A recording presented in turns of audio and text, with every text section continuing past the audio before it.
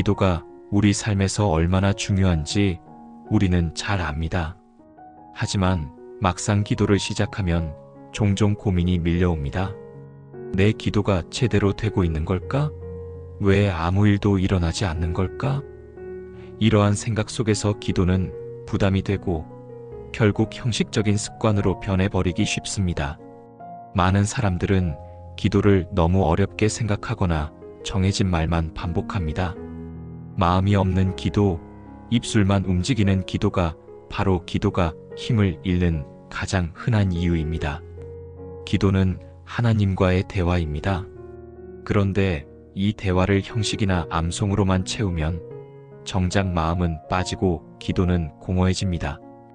기도는 예식이나 암송이 아닙니다. 내가 하나님께 솔직히 마음을 열어드리는 시간이어야 합니다. 아무리 오래 기도하고 멋진 언어를 사용해도 그 안에 진심이 없다면 하나님께 합당한 기도가 아닙니다. 마태복음 6장 7절에서도 말씀하시길 기도할 때 중언부하지 말라. 그들은 말을 많이 해야 들으실 줄 안다고 하셨습니다. 말이 많다고 하나님께서 더 들으신다는 의미가 아닙니다.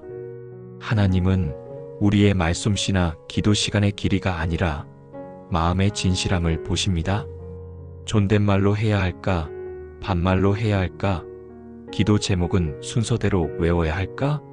이런 고민이 오히려 하나님과의 교제를 막습니다. 때로는 기도 제목을 목록처럼 정리하고 순서대로 읊는 경우도 있습니다.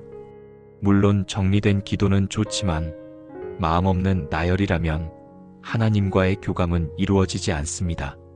시편 62편 8절에는 이렇게 기록되어 있습니다. 백성들아 시시로 그를 의지하고 그의 앞에 마음을 토하라. 하나님은 우리의 피난처시로다. 여기서 핵심은 마음을 토하라는 것입니다.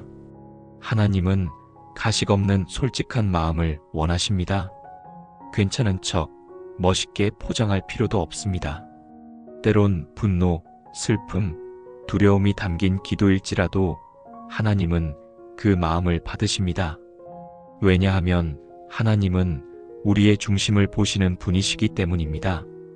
기도는 살아있는 관계입니다.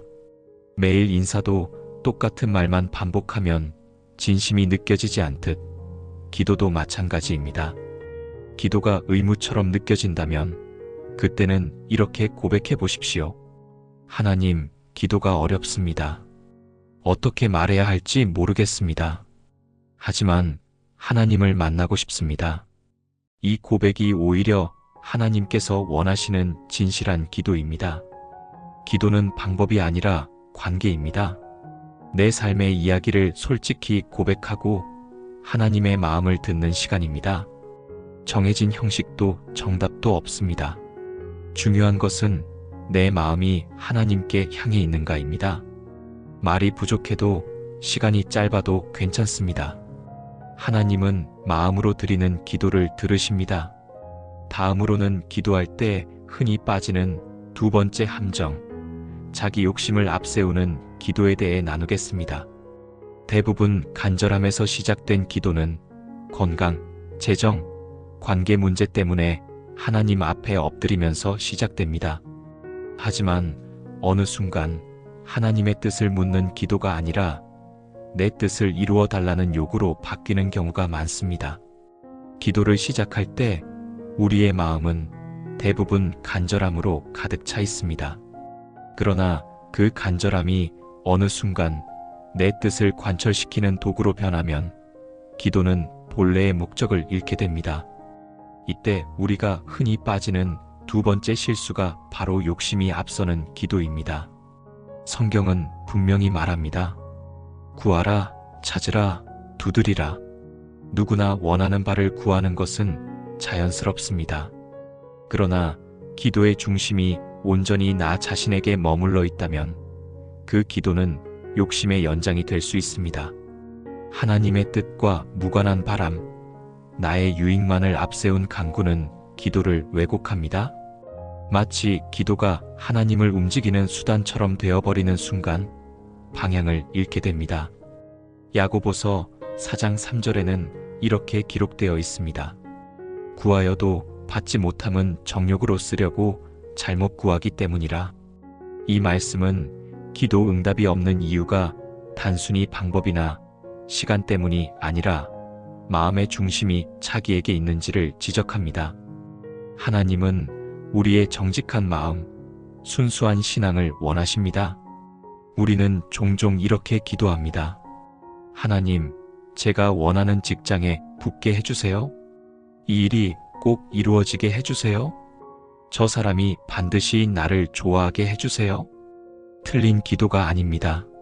하지만 중요한 것은 그 기도가 왜 필요한지, 그리고 그것을 통해 무엇을 이루려 하는지 성찰하는 것입니다. 예수님은 주기도문에서 먼저 하나님의 나라와 뜻을 구하라고 가르치셨습니다. 나라가 임하시오며 뜻이 하늘에서 이루어진 것 같이 땅에서도 이루어지이다. 기도는 나의 욕망을 관철시키는 것이 아니라 하나님의 뜻에 나를 맞추는 시간이어야 합니다. 이 자세가 있을 때 우리의 기도는 단순한 소원 성취가 아니라 하나님의 계획에 참여하는 믿음의 행위가 됩니다. 기도는 항해와 같습니다. 내가 원하는 목적지로 가고 싶어도 하나님의 인도 없이는 올바른 길을 찾기 어렵습니다. 스스로 노를 저어 억지로 나아가면 지치고 무너지게 됩니다. 하나님 앞에 온전히 나를 내려놓고 성령께서 인도하시는 방향을 따라가는 겸손한 순종이 필요합니다. 기도를 통해 우리는 마음을 바로 세우고 욕심이 아닌 하나님 뜻에 따라 기도하는 법을 배우게 됩니다. 기도가 내 소원을 향하지만 동시에 하나님 나라를 바라보도록 조율될 때 우리 신앙은 한층 성숙해집니다. 다음으로 기도가 단순히 나를 위한 것이 아니라 다른 사람의 삶을 변화시키는 통로가 되는 신비한 힘에 대해 나누겠습니다. 기도는 나로부터 시작하지만 결국 하나님을 통해 누군가의 인생에도 영향을 미칩니다. 우리가 기도할 때 흔히 나 자신의 문제와 필요를 중심으로 기도를 시작합니다. 건강이 걱정되거나 관계가 어렵거나 삶의 길이 막혀 있다고 느낄 때 우리는 하나님께 간절히 도움을 구합니다. 그러나 기도가 더 깊어질수록 하나님께서 주시는 기쁨과 은혜는 단지 나만을 위한 것이 아니라는 사실을 깨닫게 됩니다. 기도는 나로부터 시작하지만 결국 다른 사람에게로 흘러가 그 삶을 변화시키는 통로가 됩니다. 바로 이때 등장하는 것이 중보기도입니다. 중보기도는 단순히 다른 사람을 위해 잠깐 생각하는 것을 넘어 그들의 필요를 대신 짊어지고 하나님 앞에 나아가는 영적 행위입니다. 마치 누군가의 아픔과 고통을 함께 짊어지고 그 무게를 하나님께 올려드리는 것과 같습니다. 우리가 직접 해결할 수 없는 문제도 하나님은 우리의 기도를 통해 마음을 움직이시고 길을 여십니다. 내가 드리는 기도가 누군가의 치유로, 회복으로, 다시 일어나는 힘으로 이어질 수 있습니다. 출애굽기 17장 11절은 이렇게 말씀합니다. 모세가 손을 들면 이스라엘이 이기고 손을 내리면 아말렉이 이기더라. 모세가 전쟁터 한가운데 있지 않아도 산 위에서 손을 들고 기도할 때 이스라엘은 승리했습니다. 이 장면은 중보기도의 힘을 상징적으로 보여줍니다. 하나님께서 일하시는 방식은 종종 우리가 예상하는 것과 다를 수 있지만 우리의 기도가 누군가를 위한 간구로 바뀌는 순간 그 기도는 세상을 움직이는 도구가 됩니다. 하나님은 공동체를 중요하게 여기십니다. 개인의 신앙도 소중하지만 서로를 위해 기도할 때 하나님께서 바라시는 공동체의 힘이 나타납니다. 기도는 서로를 하나로 묶고 갈라진 마음을 이어주는 끈이 됩니다. 갈등과 상처, 신앙의 흔들림 속에서도 우리가 대신 무릎 꿇어드리는 기도는 하나님께서 생명을 주시는 통로가 됩니다. 요한일서 5장 16절 말씀처럼 누군가를 위해 기도할 때 하나님은 그를 위해 생명을 주시는 은혜를 베푸십니다. 중보기도는 우리 신앙을 예수님의 마음에 담게 합니다. 예수님께서는 십자가에 달리시기 전에도 제자들을 위해 기도하셨고 지금도 하나님 우편에서 우리를 위해 간구하고 계십니다. 우리의 기도가 단지 나를 위로하는 자리에서 멈추지 않고 이웃과 공동체를 위한 자리로 나아갈 때 우리의 신앙은 깊어지고 하나님 나라의 확장은 시작됩니다. 그러나 기도를 오래 하다 보면 또 하나의 고민이 생깁니다. 이 기도가 정말 하나님의 뜻일까? 아니면 내 욕심일까? 간절한 마음으로 기도하지만 그 기도의 중심이 내 소망인지 하나님의 뜻인지 분간하기 어렵습니다. 때로는 내 욕심을 신앙이라는 포장으로 감싼 기도일 수도 있습니다. 성숙한 기도는 단순한 간구를 넘어 하나님의 뜻을 찾고 나의 마음을 조율하는 자리로 이어집니다. 기도는 하나님께 요구 목록을 나열하는 시간이 아닙니다. 하나님 뜻을 구하고 내 마음을 그 뜻에 맞추어가는 영적 조율의 시간입니다. 항상 말씀과 함께 기도해야 하는 이유도 여기에 있습니다. 말씀은 우리의 기도가 옳은 방향으로 향하고 있는지를 점검하게 해주며 우리의 동기가 순수한지 확인하게 합니다. 마태복음 6장 10절에서 예수님은 제자들에게 이렇게 가르치셨습니다. 나라가 임하시오며 뜻이 하늘에서 이루어진 것 같이 땅에서도 이루어지이다. 주기도문의 핵심은 하나님의 뜻을 중심에 두는 것입니다. 내 소원보다 하나님의 계획이 먼저이길 바라며 기도할 때 기도는 단순한 소원 성취가 아니라 하나님의 계획에 참여하는 믿음의 행위가 됩니다. 야고보서 4장 3절 말씀도 우리를 깨우칩니다. 구하여도 받지 못함은 정욕으로 쓰려고 잘못 구함이라. 입술로는 경건한 말을 하더라도 마음이 자기 욕심으로 가득하면 그 기도는 하나님의 뜻과 맞지 않습니다. 기도하기 전에 이 기도는 하나님의 뜻인가? 나의 유익을 위한 욕망인가? 를 스스로 점검해야 합니다. 결국 기도의 핵심은 나의 소망보다 하나님의 뜻에 있습니다. 원하는 것을 얻지 못하더라도 그 과정에서 하나님의 마음과 계획을 더 깊이 이해하게 된다면 그 기도는 이미 응답받은 것입니다. 하나님께서는 때로 우리의 이해를 넘어서는 방식으로 일하시며 우리의 모든 기도 속에 신비로운 계획을 담아두십니다. 기도는 단순히 원하는 것을 얻기 위한 도구가 아닙니다. 우리는 흔히 기도를 통해 상황이 바뀌길 기대합니다. 문제가 해결되고 병이 나으며 막힌 길이 열리길 원합니다. 그러나 하나님께서 기도를 통해 먼저 바꾸시는 것은 바로 우리 자신입니다. 외부 상황은 그대로일 수 있습니다. 해결되지 않은 문제가 남아있을 수도 있습니다. 하지만 기도를 통해 우리의 마음은 평안해지고 내 안에 새로운 용기와 힘이 생깁니다. 현실은 그대로인데 내가 달라지는 경험, 이것이 바로 기도의 진짜 힘입니다. 하나님은 기도를 통해 기적을 일으키시기도 하지만 더 자주 하시는 일은 우리의 태도, 반응, 시선을 변화시키시는 일입니다. 빌립보서 4장 6절은 말씀합니다. 아무것도 염려하지 말고 오직 모든 일에 기도와 간구로 너희 구할 것을 감사함으로 하나님께 아뢰라. 많은 사람들이 기도를 문제 해결의 수단으로 여기지만 성경은 기도를 통해 먼저 마음의 평안을 약속합니다. 기도를 통해 변화되는 첫 번째 대상은 상황이 아닌 나 자신임을 기억해야 합니다. 하박국 선지자 역시 현실의 고통을 하나님께 부르짖었지만 결국 이렇게 고백했습니다. 하박국 3장 17에서 18절에서 비록 무화과 나무가 무성하지 못하며 포도나무에 열매가 없으며 나는 여호와로 말미암아 즐거워하며 나의 구원의 하나님으로 말미암아 기뻐하리로다. 현실이 변하지 않아도 하나님 안에서 기뻐할 수 있는 마음, 이것이 바로 기도를 통해 만들어지는 신앙의 태도입니다. 기도는 외부 상황을 바꾸는 것을 넘어 내면을 단단하게 만드는 훈련의 시간입니다. 기도할수록 우리는 하나님 앞에서 더 정직해지고 자기 자신을 더 명확히 바라보게 됩니다.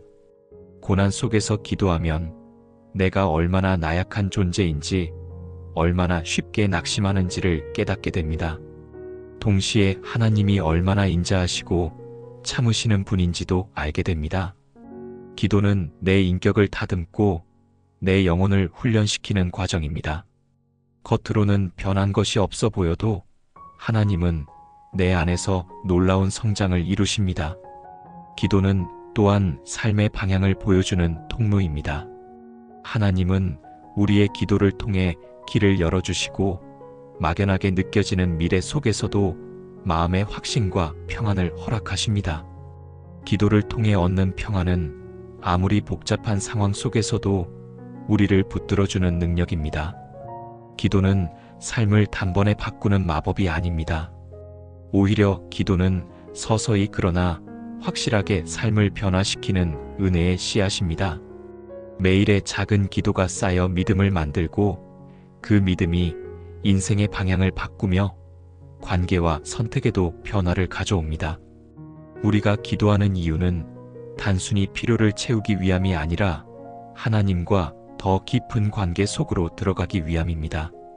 기도를 통해 우리의 마음이 하나님과 일치될 때 비로소 삶 전체가 하나님께서 바라시는 길로 안내됩니다.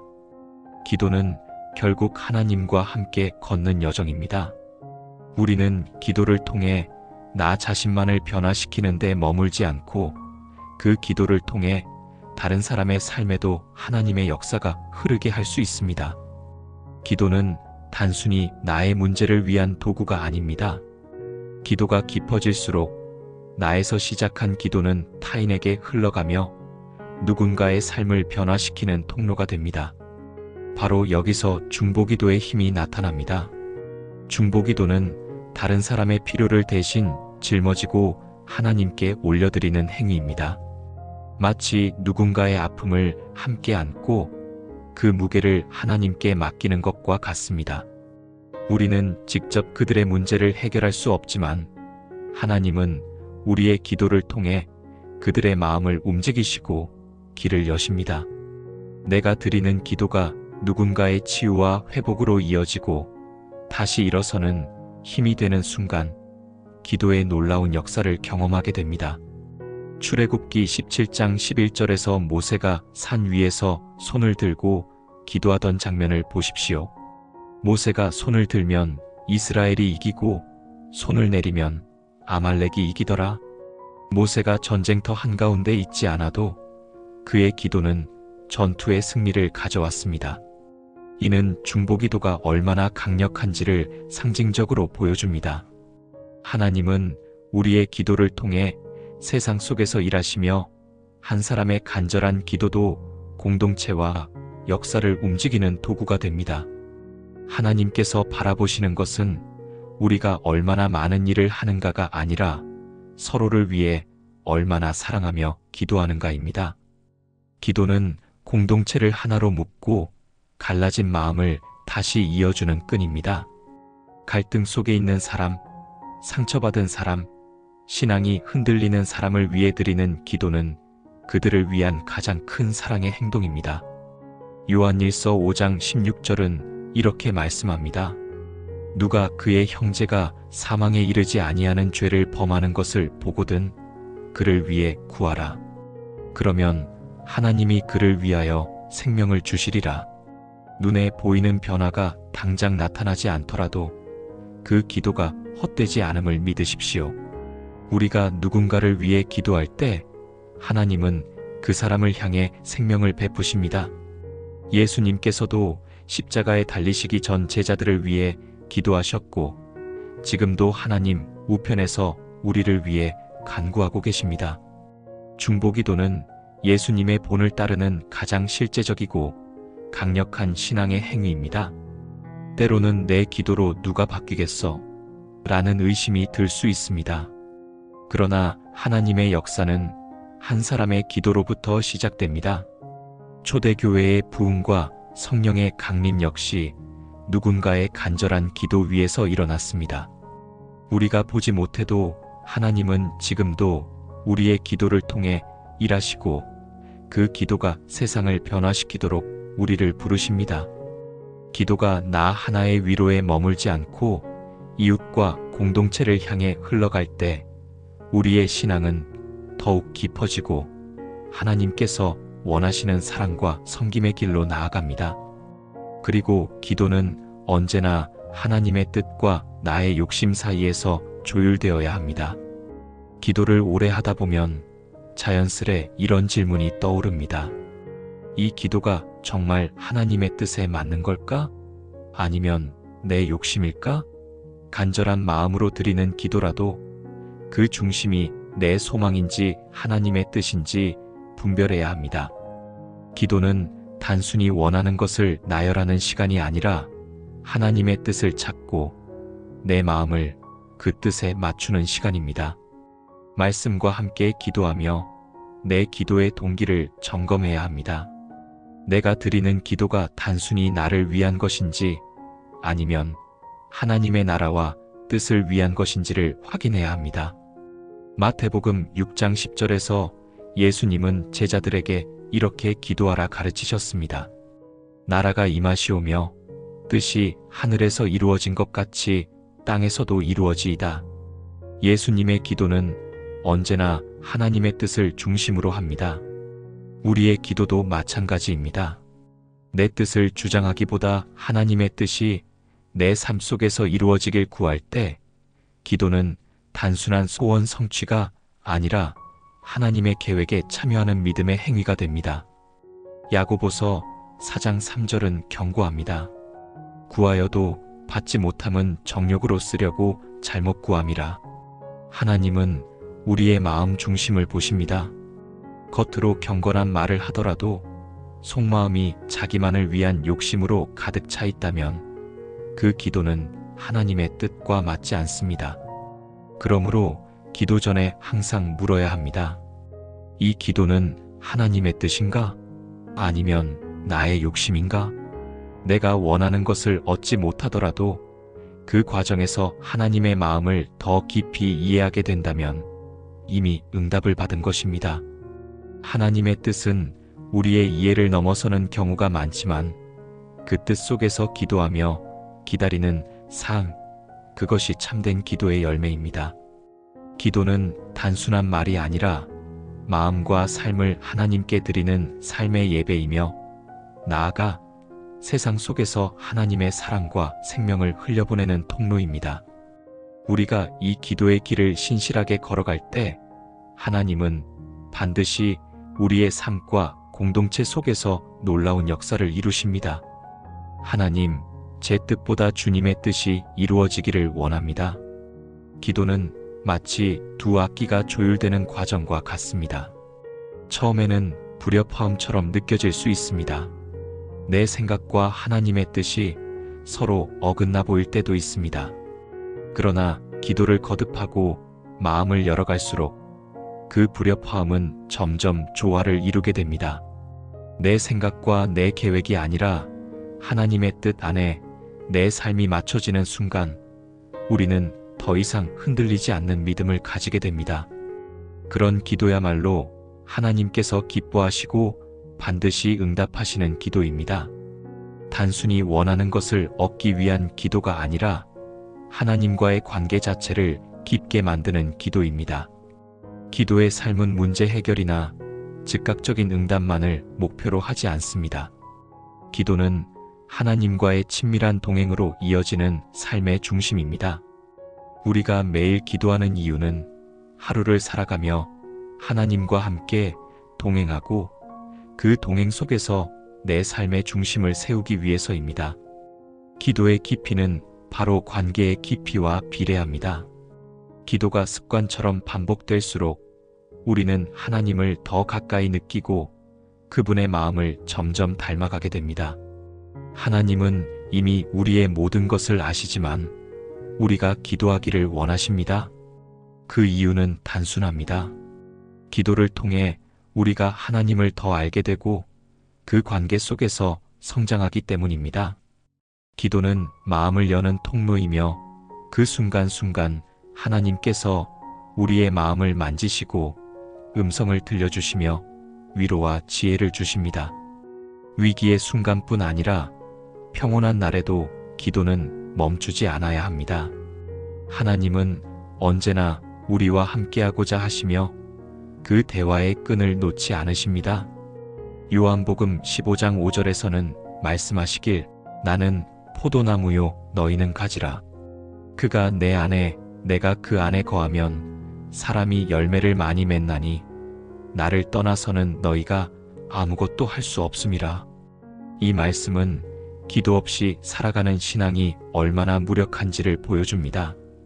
기도는 하나님 안에 거하는 삶의 중심이며 그 안에 있을 때 비로소 우리는 참된 열매를 맺는 삶을 살아갈 수 있습니다. 하나님과의 동행은 하루아침에 만들어지는 것이 아닙니다. 날마다의 작은 기도 속에서 자라나고 시편 73편 28절에서 시인은 고백하길 하나님께 가까이함이 내게 복이라. 인생의 참된 복은 문제없는 삶이 아니라 하나님과 가까운 삶입니다. 그리고 그 삶을 유지하게 하는 가장 강력한 힘이 바로 기도입니다. 기도를 쉬면 관계는 멀어지고 믿음은 흔들리지만 기도에 붙들릴 때 상황이 아무리 흔들려도 우리의 중심은 무너지지 않습니다. 기도는 고요한 힘이며 영혼의 균형을 잡아주는 축입니다. 기도를 지속하는 사람은 단순히 하나님을 믿는 것을 넘어서 하나님과 함께 살아가는 법을 배웁니다. 삶의 결정마다 하나님의 뜻을 구하고 말보다 생각이 깊어지며 감정보다 신뢰가 앞서게 됩니다. 기도는 마음의 방향을 하나님께 향하게 하고 결국 그 방향이 우리의 인생을 바꾸는 항로가 됩니다. 하나님의 음성을 기다리고 인도하심을 바라며 기도하는 사람은 세상의 어떤 풍파 속에서도 길을 잃지 않습니다. 오늘 말씀드린 기도의 의미는 단순히 응답을 받는 행위가 아니라 하나님과의 친밀한 동행을 가능하게 하는 힘이라는 것입니다. 첫째, 기도는 나의 감정을 하나님께 내어놓는 자리였습니다. 둘째, 기도는 나의 삶이 하나님의 뜻에 조율되는 시간이었습니다. 셋째, 기도는 내가 바뀌는 변화의 시작이었습니다. 넷째, 기도는 나의 욕심과 하나님의 뜻을 분별하는 지혜의 길이었습니다. 다섯째, 기도는 나를 넘어 타인을 향한 사랑의 통로였습니다. 여섯째, 기도는 응답이 없을 때에도 하나님을 신뢰하는 훈련이었습니다. 일곱째, 기도는 하나님의 시선으로 내 삶을 바라보게 했습니다.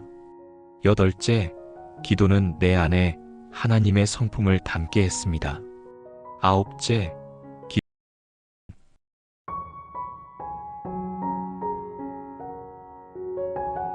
기도가 우리 삶에서 얼마나 중요한지 우리는 잘 압니다.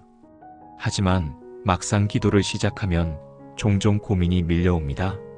내 기도가 제대로 되고 있는 걸까? 왜 아무 일도 일어나지 않는 걸까? 이러한 생각 속에서 기도는 부담이 되고 결국 형식적인 습관으로 변해버리기 쉽습니다. 많은 사람들은 기도를 너무 어렵게 생각하거나 정해진 말만 반복합니다.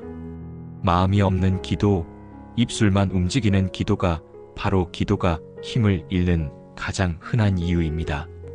기도는 하나님과의 대화입니다. 그런데 이 대화를 형식이나 암송으로만 채우면 정작 마음은 빠지고 기도는 공허해집니다. 기도는 예식이나 암송이 아닙니다.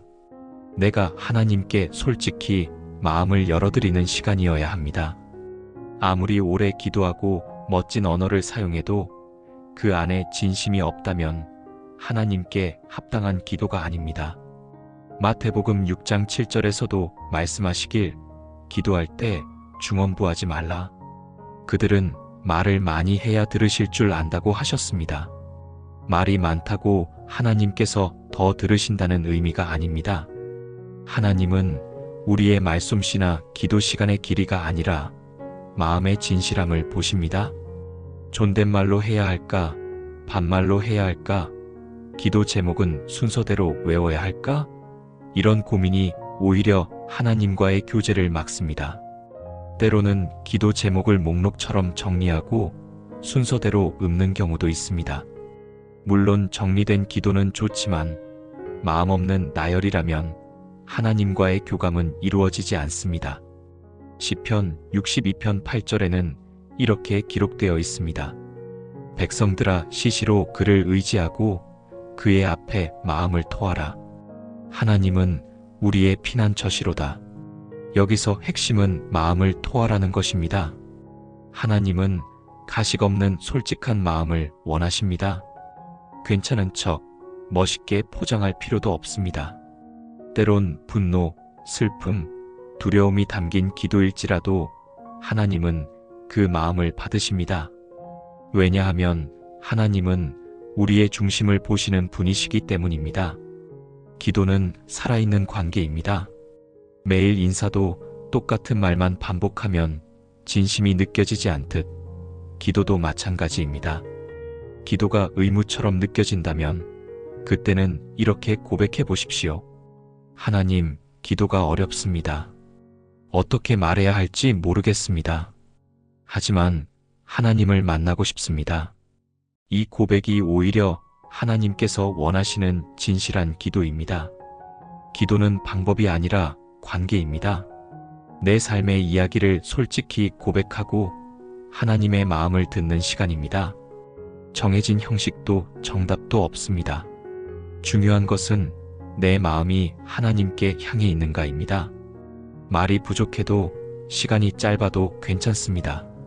하나님은 마음으로 드리는 기도를 들으십니다.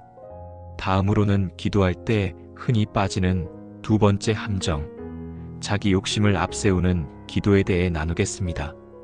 대부분 간절함에서 시작된 기도는 건강, 재정, 관계 문제 때문에 하나님 앞에 엎드리면서 시작됩니다. 하지만 어느 순간 하나님의 뜻을 묻는 기도가 아니라 내 뜻을 이루어 달라는 요구로 바뀌는 경우가 많습니다. 기도를 시작할 때 우리의 마음은 대부분 간절함으로 가득 차 있습니다. 그러나 그 간절함이 어느 순간 내 뜻을 관철시키는 도구로 변하면 기도는 본래의 목적을 잃게 됩니다. 이때 우리가 흔히 빠지는 두 번째 실수가 바로 욕심이 앞서는 기도입니다. 성경은 분명히 말합니다. 구하라, 찾으라, 두드리라. 누구나 원하는 바를 구하는 것은 자연스럽습니다.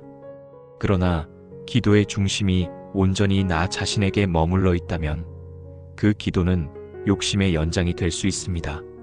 하나님의 뜻과 무관한 바람, 나의 유익만을 앞세운 간구는 기도를 왜곡합니다. 마치 기도가 하나님을 움직이는 수단처럼 되어버리는 순간 방향을 잃게 됩니다. 야고보서 4장 3절에는 이렇게 기록되어 있습니다. 구하여도 받지 못함은 정욕으로 쓰려고 잘못 구하기 때문이라. 이 말씀은 기도 응답이 없는 이유가 단순히 방법이나 시간 때문이 아니라 마음의 중심이 자기에게 있는지를 지적합니다. 하나님은 우리의 정직한 마음, 순수한 신앙을 원하십니다. 우리는 종종 이렇게 기도합니다. 하나님, 제가 원하는 직장에 붙게 해주세요. 이 일이 꼭 이루어지게 해주세요. 저 사람이 반드시 나를 좋아하게 해주세요. 틀린 기도가 아닙니다. 하지만 중요한 것은 그 기도가 왜 필요한지, 그리고 그것을 통해 무엇을 이루려 하는지 성찰하는 것입니다. 예수님은 주기도문에서 먼저 하나님의 나라와 뜻을 구하라고 가르치셨습니다. 나라가 임하시오며 뜻이 하늘에서 이루어진 것 같이 땅에서도 이루어지이다.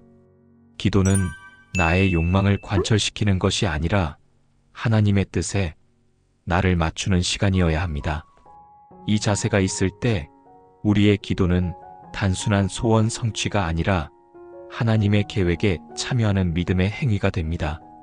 기도는 항해와 같습니다. 내가 원하는 목적지로 가고 싶어도 하나님의 인도 없이는 올바른 길을 찾기 어렵습니다. 스스로 노를 저어 억지로 나아가면 지치고 무너지게 됩니다. 하나님 앞에 온전히 나를 내려놓고 성령께서 인도하시는 방향을 따라가는 겸손한 순종이 필요합니다. 기도를 통해 우리는 마음을 바로 세우고 욕심이 아닌 하나님 뜻에 따라 기도하는 법을 배우게 됩니다. 기도가 내 소원을 향하지만 동시에 하나님 나라를 바라보도록 조율될 때 우리 신앙은 한층 성숙해집니다. 다음으로 기도가 단순히 나를 위한 것이 아니라 다른 사람의 삶을 변화시키는 통로가 되는 신비한 힘에 대해 나누겠습니다. 기도는 나로부터 시작하지만 결국 하나님을 통해 누군가의 인생에도 영향을 미칩니다. 우리가 기도할 때 흔히 나 자신의 문제와 필요를 중심으로 기도를 시작합니다. 건강이 걱정되거나 관계가 어렵거나 삶의 길이 막혀 있다고 느낄 때 우리는 하나님께 간절히 도움을 구합니다.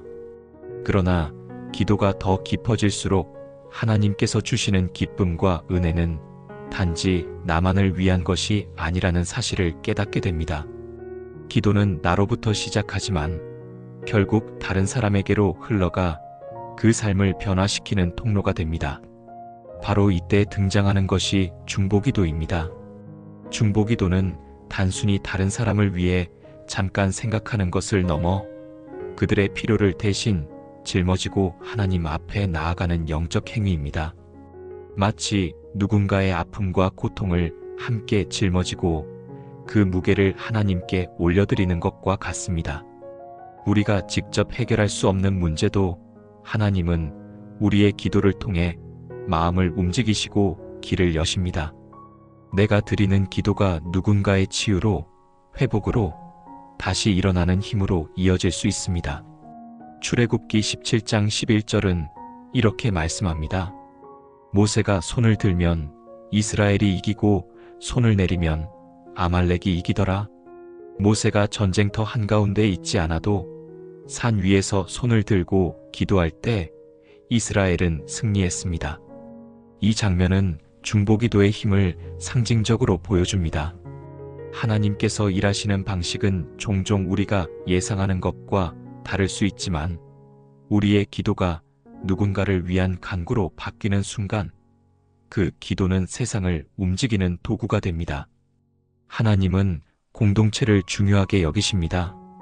개인의 신앙도 소중하지만 서로를 위해 기도할 때 하나님께서 바라시는 공동체의 힘이 나타납니다. 기도는 서로를 하나로 묶고 갈라진 마음을 이어주는 끈이 됩니다. 갈등과 상처, 신앙의 흔들림 속에서도 우리가 대신 무릎 꿇어드리는 기도는 하나님께서 생명을 주시는 통로가 됩니다. 요한일서 5장 16절 말씀처럼 누군가를 위해 기도할 때 하나님은 그를 위해 생명을 주시는 은혜를 베푸십니다. 중보기도는 우리 신앙을 예수님의 마음에 담게 합니다. 예수님께서는 십자가에 달리시기 전에도 제자들을 위해 기도하셨고 지금도 하나님 우편에서 우리를 위해 간구하고 계십니다. 우리의 기도가 단지 나를 위로하는 자리에서 멈추지 않고 이웃과 공동체를 위한 자리로 나아갈 때 우리의 신앙은 깊어지고 하나님 나라의 확장은 시작됩니다. 그러나 기도를 오래 하다 보면 또 하나의 고민이 생깁니다. 이 기도가 정말 하나님의 뜻일까? 아니면 내 욕심일까? 간절한 마음으로 기도하지만 그 기도의 중심이 내 소망인지 하나님의 뜻인지 분간하기 어렵습니다. 때로는 내 욕심을 신앙이라는 포장으로 감싼 기도일 수도 있습니다. 성숙한 기도는 단순한 간구를 넘어 하나님의 뜻을 찾고 나의 마음을 조율하는 자리로 이어집니다. 기도는 하나님께 요구 목록을 나열하는 시간이 아닙니다. 하나님 뜻을 구하고 내 마음을 그 뜻에 맞추어가는 영적 조율의 시간입니다. 항상 말씀과 함께 기도해야 하는 이유도 여기에 있습니다. 말씀은 우리의 기도가 옳은 방향으로 향하고 있는지를 점검하게 해주며 우리의 동기가 순수한지 확인하게 합니다. 마태복음 6장 10절에서 예수님은 제자들에게 이렇게 가르치셨습니다. 나라가 임하시오며 뜻이 하늘에서 이루어진 것 같이 땅에서도 이루어지이다. 주기도문의 핵심은 하나님의 뜻을 중심에 두는 것입니다. 내 소원보다 하나님의 계획이 먼저이길 바라며 기도할 때 기도는 단순한 소원 성취가 아니라 하나님의 계획에 참여하는 믿음의 행위가 됩니다. 야고보서 4장 3절 말씀도 우리를 깨우칩니다. 구하여도 받지 못함은 정욕으로 쓰려고 잘못 구함이라. 입술로는 경건한 말을 하더라도 마음이 자기 욕심으로 가득하면 그 기도는 하나님의 뜻과 맞지 않습니다. 기도하기 전에 이 기도는 하나님의 뜻인가? 나의 유익을 위한 욕망인가? 를 스스로 점검해야 합니다. 결국 기도의 핵심은 나의 소망보다 하나님의 뜻에 있습니다. 원하는 것을 얻지 못하더라도 그 과정에서 하나님의 마음과 계획을 더 깊이 이해하게 된다면 그 기도는 이미 응답받은 것입니다.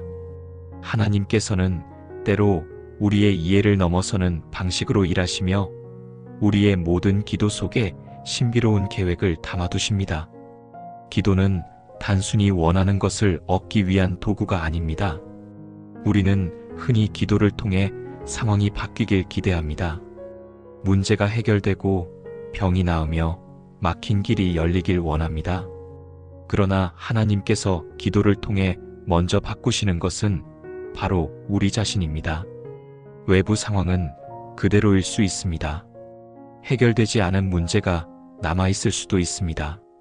하지만 기도를 통해 우리의 마음은 평안해지고 내 안에 새로운 용기와 힘이 생깁니다. 현실은 그대로인데 내가 달라지는 경험, 이것이 바로 기도의 진짜 힘입니다. 하나님은 기도를 통해 기적을 일으키시기도 하지만 더 자주 하시는 일은 우리의 태도, 반응, 시선을 변화시키시는 일입니다. 빌립보서 4장 6절은 말씀합니다. 아무것도 염려하지 말고 오직 모든 일에 기도와 간구로 너희 구할 것을 감사함으로 하나님께 아뢰라. 많은 사람들이 기도를 문제 해결의 수단으로 여기지만 성경은 기도를 통해 먼저 마음의 평안을 약속합니다. 기도를 통해 변화되는 첫 번째 대상은 상황이 아닌 나 자신임을 기억해야 합니다. 하박국 선지자 역시 현실의 고통을 하나님께 부르짖었지만 결국 이렇게 고백했습니다. 하박국 3장 17에서 18절에서 비록 무화과 나무가 무성하지 못하며 포도나무에 열매가 없으며 나는 여호와로 말미암아 즐거워하며 나의 구원의 하나님으로 말미암아 기뻐하리로다. 현실이 변하지 않아도 하나님 안에서 기뻐할 수 있는 마음, 이것이 바로 기도를 통해 만들어지는 신앙의 태도입니다. 기도는 외부 상황을 바꾸는 것을 넘어 내면을 단단하게 만드는 훈련의 시간입니다. 기도할수록 우리는 하나님 앞에서 더 정직해지고 자기 자신을 더 명확히 바라보게 됩니다. 고난 속에서 기도하면 내가 얼마나 나약한 존재인지, 얼마나 쉽게 낙심하는지를 깨닫게 됩니다. 동시에 하나님이 얼마나 인자하시고 참으시는 분인지도 알게 됩니다. 기도는 내 인격을 다듬고 내 영혼을 훈련시키는 과정입니다. 겉으로는 변한 것이 없어 보여도 하나님은 내 안에서 놀라운 성장을 이루십니다. 기도는 또한 삶의 방향을 보여주는 통로입니다. 하나님은 우리의 기도를 통해 길을 열어주시고 막연하게 느껴지는 미래 속에서도 마음의 확신과 평안을 허락하십니다. 기도를 통해 얻는 평안은 아무리 복잡한 상황 속에서도 우리를 붙들어주는 능력입니다. 기도는 삶을 단번에 바꾸는 마법이 아닙니다. 오히려 기도는 서서히 그러나 확실하게 삶을 변화시키는 은혜의 씨앗입니다. 매일의 작은 기도가 쌓여 믿음을 만들고 그 믿음이 인생의 방향을 바꾸며 관계와 선택에도 변화를 가져옵니다. 우리가 기도하는 이유는 단순히 필요를 채우기 위함이 아니라 하나님과 더 깊은 관계 속으로 들어가기 위함입니다. 기도를 통해 우리의 마음이 하나님과 일치될 때 비로소 삶 전체가 하나님께서 바라시는 길로 안내됩니다. 기도는 결국 하나님과 함께 걷는 여정입니다. 우리는 기도를 통해 나 자신만을 변화시키는 데 머물지 않고 그 기도를 통해 다른 사람의 삶에도 하나님의 역사가 흐르게 할 수 있습니다. 기도는 단순히 나의 문제를 위한 도구가 아닙니다. 기도가 깊어질수록 나에서 시작한 기도는 타인에게 흘러가며 누군가의 삶을 변화시키는 통로가 됩니다. 바로 여기서 중보기도의 힘이 나타납니다. 중보기도는 다른 사람의 필요를 대신 짊어지고 하나님께 올려드리는 행위입니다. 마치 누군가의 아픔을 함께 안고 그 무게를 하나님께 맡기는 것과 같습니다. 우리는 직접 그들의 문제를 해결할 수 없지만 하나님은 우리의 기도를 통해 그들의 마음을 움직이시고 길을 여십니다. 내가 드리는 기도가 누군가의 치유와 회복으로 이어지고 다시 일어서는 힘이 되는 순간 기도의 놀라운 역사를 경험하게 됩니다. 출애굽기 17장 11절에서 모세가 산 위에서 손을 들고 기도하던 장면을 보십시오. 모세가 손을 들면 이스라엘이 이기고 손을 내리면 아말렉이 이기더라. 모세가 전쟁터 한가운데 있지 않아도 그의 기도는 전투의 승리를 가져왔습니다. 이는 중보기도가 얼마나 강력한지를 상징적으로 보여줍니다. 하나님은 우리의 기도를 통해 세상 속에서 일하시며 한 사람의 간절한 기도도 공동체와 역사를 움직이는 도구가 됩니다. 하나님께서 바라보시는 것은 우리가 얼마나 많은 일을 하는가가 아니라 서로를 위해 얼마나 사랑하며 기도하는가입니다. 기도는 공동체를 하나로 묶고 갈라진 마음을 다시 이어주는 끈입니다. 갈등 속에 있는 사람, 상처받은 사람, 신앙이 흔들리는 사람을 위해 드리는 기도는 그들을 위한 가장 큰 사랑의 행동입니다. 요한일서 5장 16절은 이렇게 말씀합니다. 누가 그의 형제가 사망에 이르지 아니하는 죄를 범하는 것을 보거든 그를 위해 구하라. 그러면 하나님이 그를 위하여 생명을 주시리라. 눈에 보이는 변화가 당장 나타나지 않더라도 그 기도가 헛되지 않음을 믿으십시오. 우리가 누군가를 위해 기도할 때 하나님은 그 사람을 향해 생명을 베푸십니다.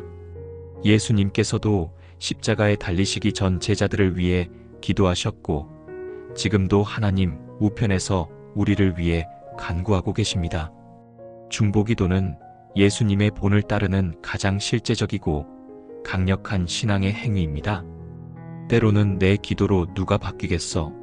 라는 의심이 들 수 있습니다.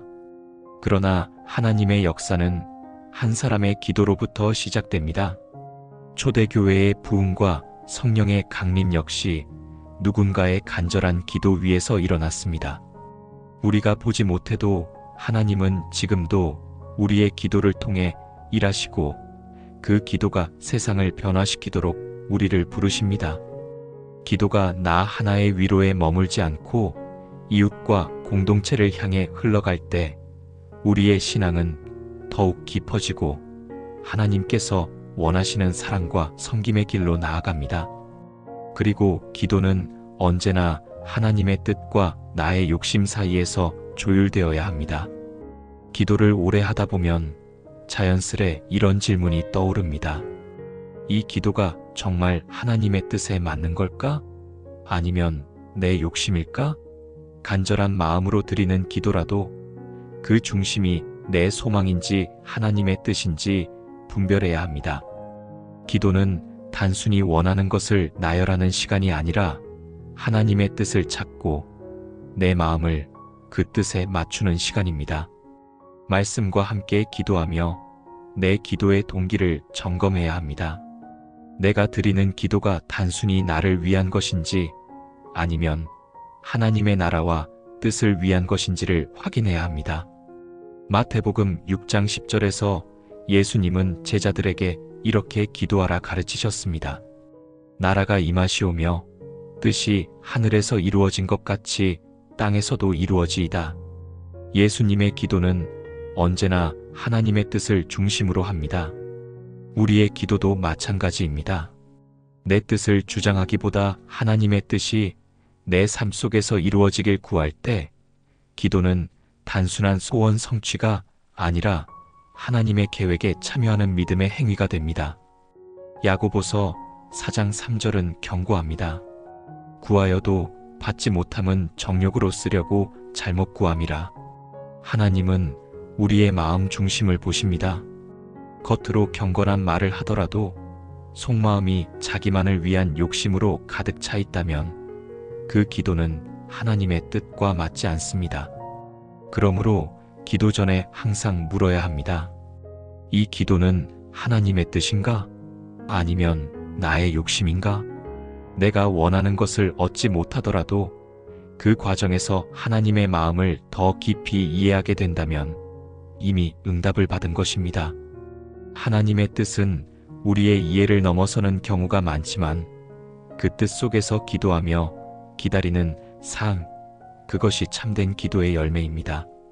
기도는 단순한 말이 아니라 마음과 삶을 하나님께 드리는 삶의 예배이며 나아가 세상 속에서 하나님의 사랑과 생명을 흘려보내는 통로입니다.